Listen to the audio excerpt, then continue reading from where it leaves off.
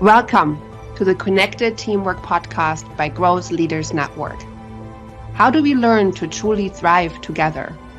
How do we stay connected to our authentic selves, each other, and our purpose as a team, especially when challenged?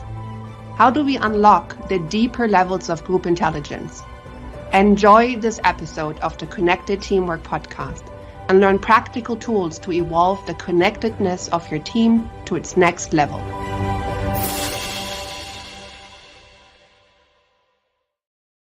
Welcome to the Connected Teamwork Podcast. I'm your host, Hylke Faber. I'm here together with my co-host, Carson, Heady, and also guest Paul Reitz from Titan, a CEO there. Paul, how are you doing today? Excellent. Thank you for having me. It's an honor to have you. Before we get to know Paul, I want to say a little bit about this podcast. So we talk about connected teamwork. This is episode 53. In every single of those podcasts, we're looking at this question: how do you build true connectedness in your team? And as we all know, that's more an art than a science and a practice that can be pursued in all kinds of different ways. You know, we all know when a team is humming and it feels good and things get done easily and it's creative and we have the difficult conversations routinely and there's like a lightness, even if with great intensity. And we also know when it's not working. And to get from those places that are not working, when it's the wind's a little tougher, and to get back to connectedness in those places when there's tough feedback or disagreement or accountability has not been met or somebody doesn't feel seen or whatever it might be, that's where the work of the team leader really comes in. Of course, besides setting the ground, and I'm very pleased we are here today with Paul Reitz. Paul has been in the executive suite for Titan International for 15 years almost. He's currently the CEO since 2017, where he oversees the strategy and execution of their global operations, where he puts the emphasis on building an incredibly well-connected global team of more than 9,000 employees right now. They are investing in the industry's best research and development. They have more than 20 manufacturing facilities and counting, because they keep doing acquisitions, I think, and thousands of independent dealers throughout the world. He's also been the president of the Titan and also the CFO, and he's very invested in his team. When I asked him just before this podcast what his stretch area was, he replied to me, well, I'm really interested in the stretching of my team. That's always been my focus, being present and helping my team. So not a better guest I can think of having Paul with us. So Paul, first question for you: how have you been learning about building connectedness in your teams? Tell us about that. I think there's a link between competitive sports or whatever arena you choose to compete in, and then the aspect of business. And so what I've seen, and some of the board members have taught me in the respective companies they've run, that if you can find individuals that have learned that prior to experiencing it in business, they're going to look at it differently, digest it quicker, and be able to take actions to get through those moments of disconnectedness and challenges that we're all going to experience. And so for me, I love sports growing up. I had a dad who pushed me into sports, and I went along with that. And at times, probably he was my biggest competitor, and I wanted to whoop his tail as much as anybody else's. And that was just a great way to learn competition when your dad wants to take it out on you. And so he doesn't care if you lose. And so for me, the failures in sports, whether you failed as an individual to not help support your team, or your team didn't perform to the ability they were capable of, learning that throughout my younger years, and I did participate in sports through college, that I feel like that just gave me a nice leg up in business, because those challenges are going to be there. And I do believe in sports business life. If you have a connected team, you're going to do much better than a more talented, disconnected team 100% of the time. And so again, I think it's that those learnings and those failures through sports taught me that let's do this as a team, because we're going to be better off. Paul, I love that you made that that kind of that correlation between sports and business. I believe strongly in the same, especially in the way of not only how people approach their business world from a competitive perspective, and also how to work together as part of a cohesive unit. It's not all about being the shining star. How do you get the assist, help others shine, help others score, and then ultimately they win, we win. There's a great book as well that I read this past year by Dr. Bob Rotella, who's a famous sports psychologist, and it's called How Champions Think. And there's a lot of great sports mindset books out there. And lo and behold, a lot of these folks that are proficient athletes and coaches now also thrive in the business world, doing training and things of that stature. Another, I think, correlation and parallel between the business world and sports is that there's a lot of losses. There's a lot of losing, learning, and experiences and things of that stature.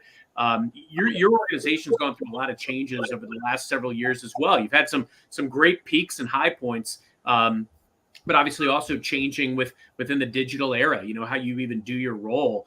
How have you and your team transitioned through the last several years of changes within Titan? I know you lead a global organization. What have you seen as some of those things that have really helped your team develop more connectedness through the changes that you've come across? Being relentlessly focused on the team and our performance every single day. We operate in a cyclical end market that is typically, you're going to see cycles that go up and down on about a 3 to 5 year curve. So we do have experience in dealing with it, but I think more importantly, what has separated us from others during times like that is that we're absolutely focused on how do we perform at the highest level as a team, realizing that in difficult markets, you're going to have failures. You're not going to feel like you're winning, but you have to perform at your best every day, which means you can't have people wandering off into the wilderness on their own, making decisions that are in their own self-interest and not doing what's collectively right for the team. And the reason why that becomes even more heightened during these periods is because you can't take a step backwards. You got to try to take every step forward. If not, just hold your ground. And so it's taken a number of years to do this. I can say it today on June 10th, but I can tell you it's taken a number of years to build the team with that mindset. And one of the things I'm proud of at Titan is that if you look at our top management team, roughly, kind of 30 to 40 people, that team has been together. The entire team has been together over the last 5 years. So you think of all the challenges over the last 5 years, we've had 0 people that have said, you know what, I don't want to be part of the Titan team. But during that time, we've had some of the biggest challenges you can experience. Right now, you have an end market that's down. Obviously, we had the pandemic. And so that's one thing I'm proud of that says what we built before this 5 year period with the team, with the culture of the team, is really what gotten us through this period. And again, I think it comes back to the same thing with sports. I mean, you're going to fail. You said it, Carson. You're going to lose. Learn how to lose, because in that process, you're going to learn how to wake up every day, do the best you can for your team, which means you're going to have to work hard for yourself, but you're not going to get the credit for yourself. It's got to be about the team winning. And so again, we built that culture at Titan, and I think it's really, really shown itself in the last few years. So if we were to put a camera in your leadership room, like where you're all together, right? And we would have seen or witnessed a piece of maybe difficult news coming in over the last few years that came in, like something happened that you did not like or didn't want. And that's part of life, part of business. How would we have seen people in your team respond? And maybe what might have been some things that they had to grow through, because it sounds like you have a really high level of trust where growth happens easily. It starts with trust, and with trust as a basis, in a situation that you just highlighted, you need to acknowledge there's a problem, a failure, an issue, and you got to do that quickly. Mm-hmm. So if we are failing, if we're on a bad path somewhere, let's fail fast. Let's acknowledge that we're not going in the right direction, and let's do something about it. And so what you'll see in our management meeting is exactly that. Let's not just walk in there and pat everybody on the back and say all the good things. Let's acknowledge where we're off track. Let's be honest, forthright with each other, realizing also because we trust each other, we can do that. And so what I really enjoy about our team meetings, we do them virtually every 2 weeks with the whole global team. We get together in person, and The in-person ones are clearly better because we can get to those issues fast. But I'll say even virtually, we've gotten pretty good at, during that, we'll spend about 2 hours. We get to the issues and we talk about them. We talk about them straight on. If this is what we need to say, then let's say it. There's going to be no hurt feelings, because in the process of making the team better, you're going to have some scars. You got to build up some scar tissue. And I think across the board, and we operate in a lot of different countries, a lot of different cultures within the environment of our team. And I'm really proud to say, that culture at Titan is consistent everywhere across the whole team. So if we were to look at how that has developed, because what you're speaking about is a culture that's an aspiration for many teams to get to, and some teams never get there. So how has your team developed that muscle where things can be easily discussed, and how is the trust being developed? How can you tell us about that a bit more? That did take time. I think trust, in a lot of cases, you have to invest in it. It's easy to read about it. You can put slogans around a conference room and charts, and you can feel better that you're trying to build trust, but it really comes from actions. And actions take time for people to feel confident that you've built the muscle that's there to support the trust needed to operate as an effective team. And so for us, our slogans are pretty minimal. You can digest them in about 30 seconds. And what we avoid is a lot of nonsense that we're not going to do. If we say it, we're going to do it. If it's printed on a wall, we believe it. And, with that, we built the trust in each other as a team that the actions we take are going to be in the best interest of our customers, our shareholders, and our team. And also, I will say on top of it, and I have to set the right tone. As a leader, I have to behave that way. And I have to do that consistently, because the second I trip up, they're going to pick up on that, and you're going to lose that trust with them. So it starts with me, a lot of consistency in how I behave. All those things I mentioned about when you fail, admit your mistakes, acknowledge your issues. Let's get to the crux of the problem and move forward. It starts with me. And so that took some time. They had to believe that this is who I am and this is how I'm going to operate consistently. If they fail, I'm not going to blame them. We're going to figure out how we did it together. The problem starts with, or the real failure starts with me. I got it only if I don't address the problem, because we're going to make mistakes. And so I'd like to say there's an easy way to build trust. I don't really think there is. I think you got to do it consistently, day after day after day. Like sports, a lot of practice for a 2-hour event. Constantly investing in people and process. And Paul, you said a couple of things that were really poignant to me earlier, kind of alluding to lessons that have been imparted to you from people like on the board. That shows me that you're continuing to learn and accumulate knowledge and experiences. And furthermore, even about the relentless focus on the team, how you're all continuing to learn, even when you don't feel like you're winning. I think it's important that we take stock. There are times in our business where, things might feel a little bit stagnant, but it's important to look back and say, hey, look at the trajectory, how far we've come. A lot of leadership isn't sexy. It's keeping a steady hand on the wheel. And, there are times like that are, I always like to say, a monotony is better than misery. There are some of these things that are just keeping a steady hand on the wheel.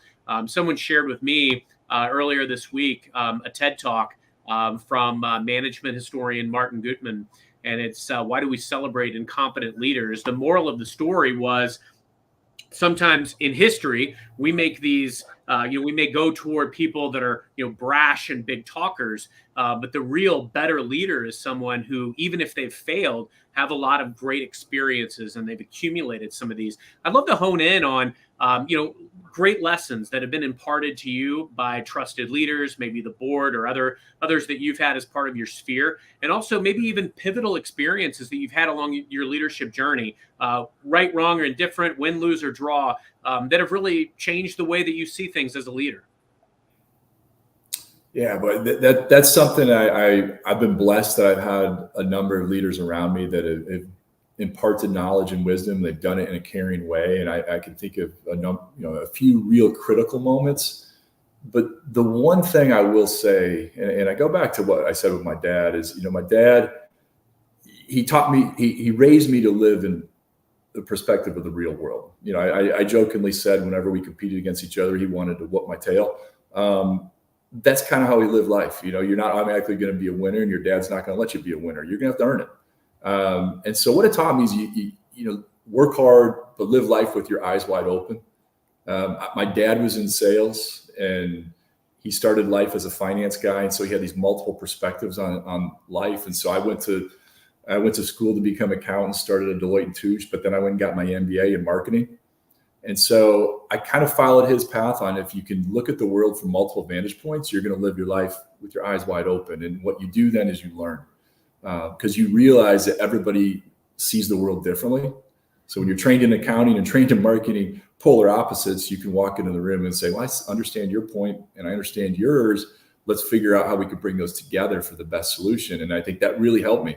A lot of that was just luck. It's something my dad got in. You know, he was a finance guy that got into sales because they had a sales opening that said, hey, you better you needed to go take this job. Just go do it for a year. We'll move you back to the corporate office.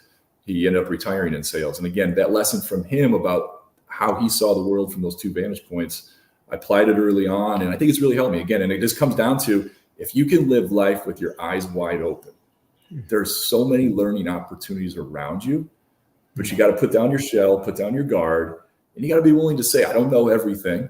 And there's a lot of really smart people that know more than I do. And again, I can think of these critical moments that some of them were failings where people sat me down and said, if you don't change your attribute here, you're never going to get to where you want to be over there.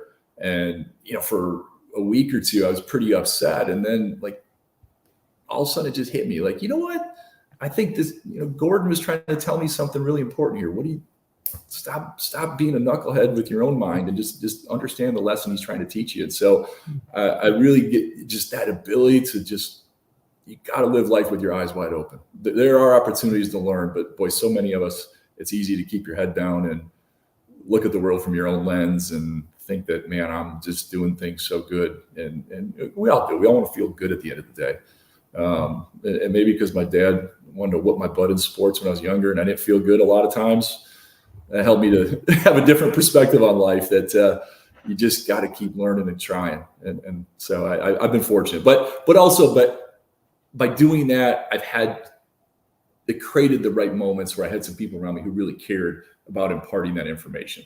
That's the other part, is you can't just read it in a book, because that's one source of information, but you need those people around you. And it could be a spouse, a friend, work associates, wherever it comes from. When somebody tells you something meaningful and they know you, those are the moments you need to listen. And sometimes those are really painful moments because you hate to hear it from people that truly know you. But boy, those moments right there are so invaluable. Especially when you heard it like a couple of times in a row. When you hear it a couple of times in a row, it seems like, oh, this might be something that I should listen to now. We're going to take a break in a moment. I hear in you this very strong combination of keeping my eyes wide open and also not being afraid of being hit on the head a little bit and being uncomfortable. And that doesn't have to preclude the other. You have that sort of sense of, I can do this, living with my eyes open and absorb whatever might be uncomfortable.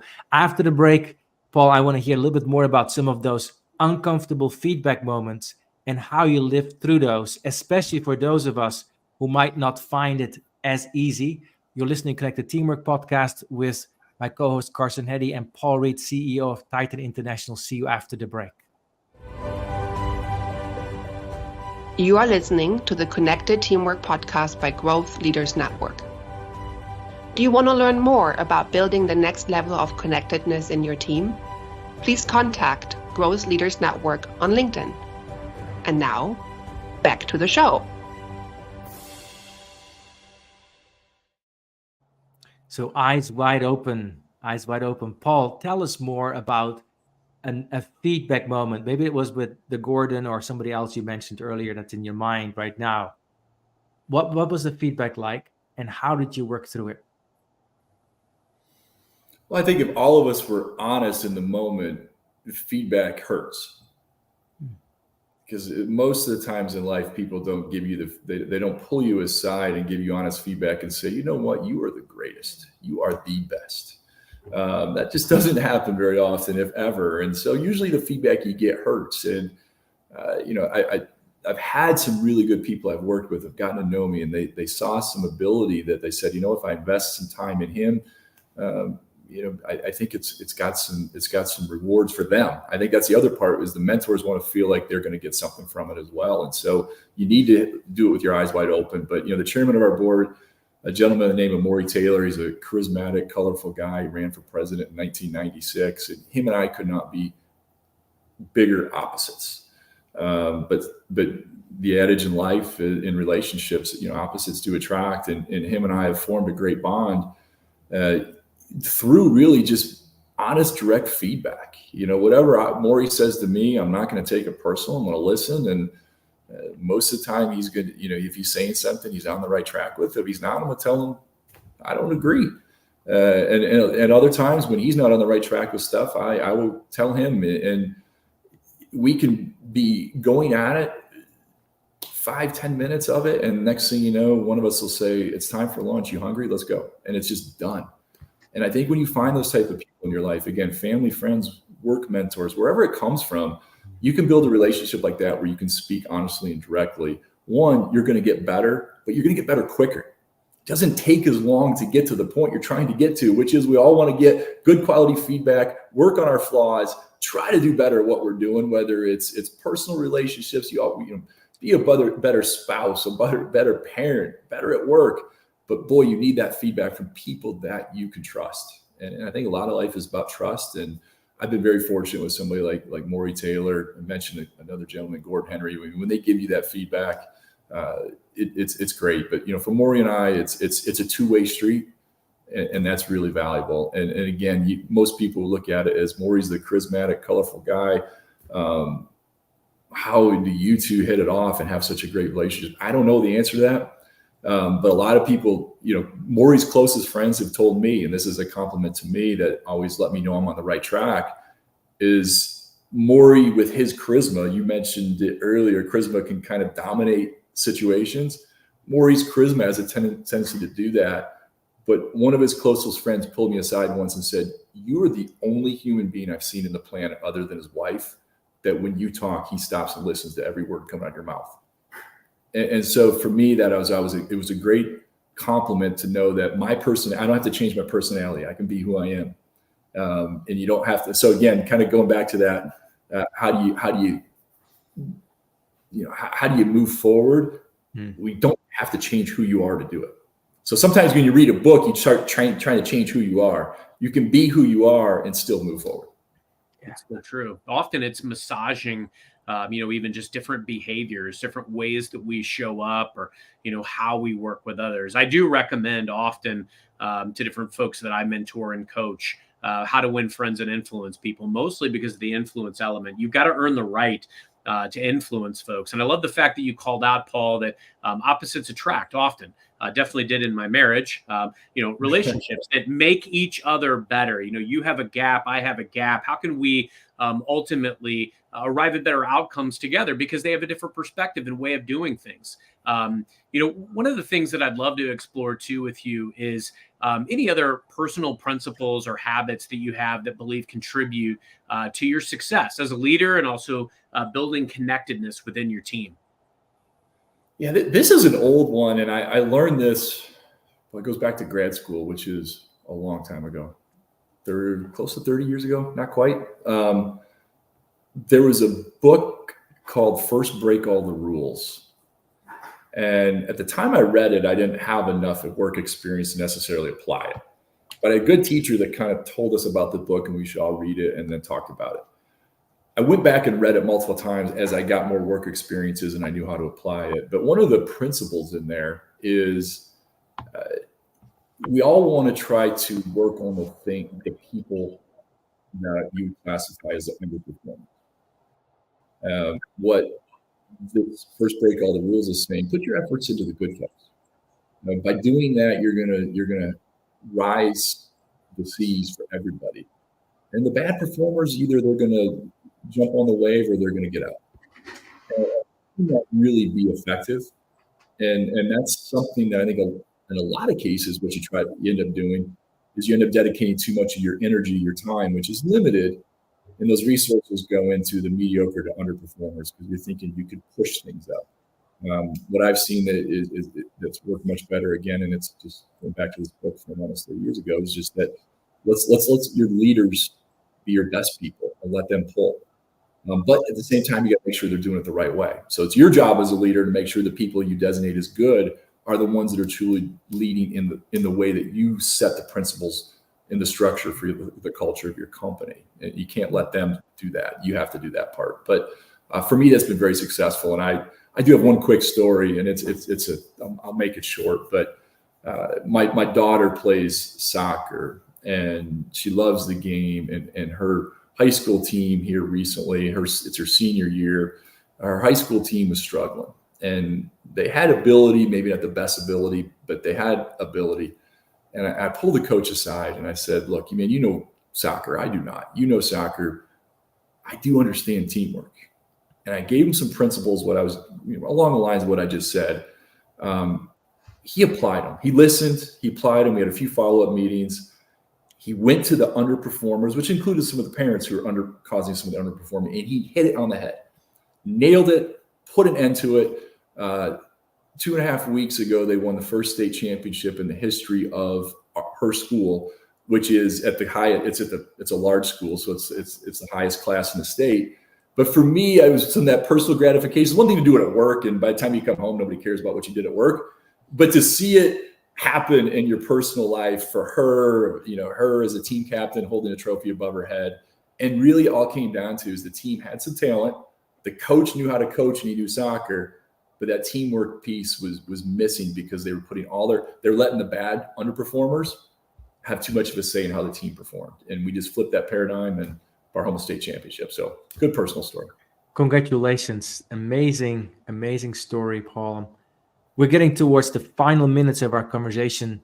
I'm already having one takeaway that probably I will take with me for the rest of my life, that lunch happens after feedback. And knowing that actually gives us a sense of safety. Like, okay, we're going to have this conversation and then we'll have lunch, or whatever the lunch proverbially might be. I think that's a very strong way to think about that. Paul, as we're wrapping up this conversation, what would you say to a team leader who's currently facing disconnects in his team of whatever form, like conflict or not performing or fractions or whatever it might be? Where to start? And this takes longer, but I do think it's the right way to do it. It starts with you. It starts with your actions, and they need to see it from you. You can't just say it. You can't write it on the wall. You got to do it, and you got to do it consistently. You can't mess up. You can't slip up along the way. And that trust that you build from it will build muscle within your team that will get you through anything. But it does take longer to do that. You start calling out other people's problems. You start calling out, making it other people's issues, not your own. It can get, in some situations, you need to do that and tackle, I think, a very discrete situation. But if you're talking about the broader landscape of connectedness and building a strong team, it starts with you, period. Couldn't agree more. We call that the 1% principle. Always focus on your 1%, and the 99 might just happen however it will. So thank you for that, Paul. It's been amazing to hear you today. Carson, what would you like to say by way of closing today?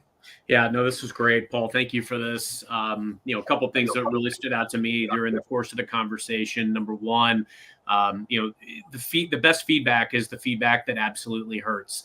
And I think it ties into what you said at the close, which is, even taking it one step further, think about where you might be your own biggest blocker. Where are you putting up blinders or putting up armor around realizing what is it about, my style or my way that is holding me back from truly building connectedness within my team.